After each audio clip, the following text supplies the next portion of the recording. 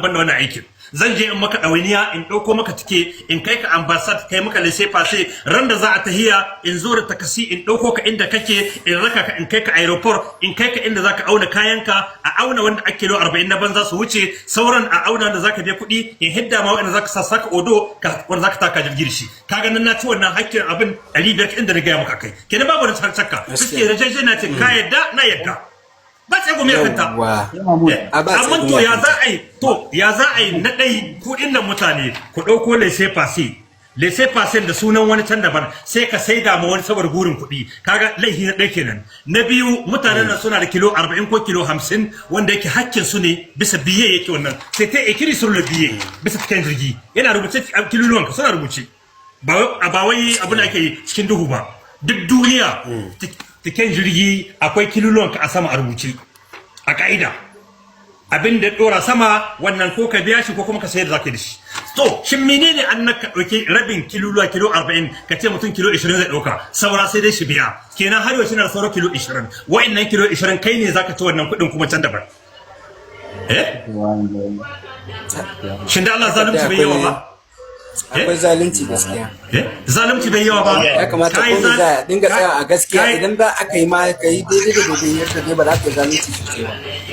kai zalunci wajen sayan tike sannan ka dawo cikin kiluluwan mutum kuma kai zalunci na uku kuma ka zo laissez passer da ka hiddo da sunan shi kai je ka saida ma wani ya hau jirgi da wannan sunan idan Allah ka hatsari shi wanda ya mutu shi wanda bai mutum ba bai hau jirgi ba shine za a deklare fiske sunan shi nake bisa laissez passer kai kuma da kan mutu wani naka ma bai san ka hayo wannan jirgin ba kuma Allah ya ma hatsari ka mutu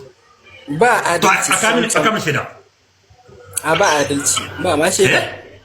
saboda jama'a in damu makan adalci dukkan inda Allah zamu ni kaga yan kamishin Libya banda alaka da ko dai ban san kowa cikin su ba banda lamba kowa banda followers da ko dai daga cikin su ban san su ba sanne ba me ina bibiya abubuwa ina jin bayanan da mutane ke yi ana rikututta bisa abubuwa suna wani abu bari ma abu baya mini dadi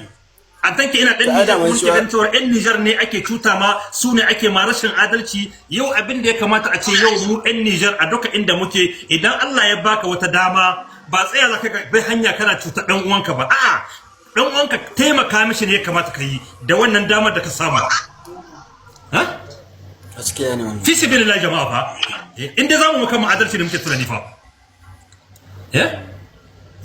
to kaga ni wannan masu kamishi wannan suna zalunci iya zalunci kuma wallahi sai sun yi da sun sani inda duniya ce a duniya ce sai sun yi da sun sani gaskiya ba duk mutumin da bai yau aiki ne an san duka aiki ne aiki ne kake na ka nemi halaliyar ka ci abincinka yana da ka'ida yau in kamisho nake na mota ana dauka jine 250 sai a jine 100 ku za ku bani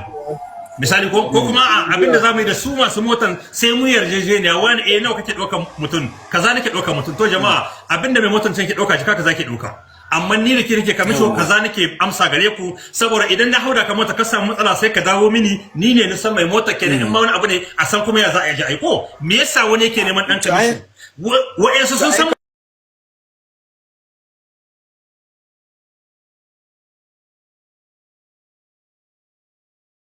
yana da kyau saboda madalla wa'ansu kai ba ka da hanyar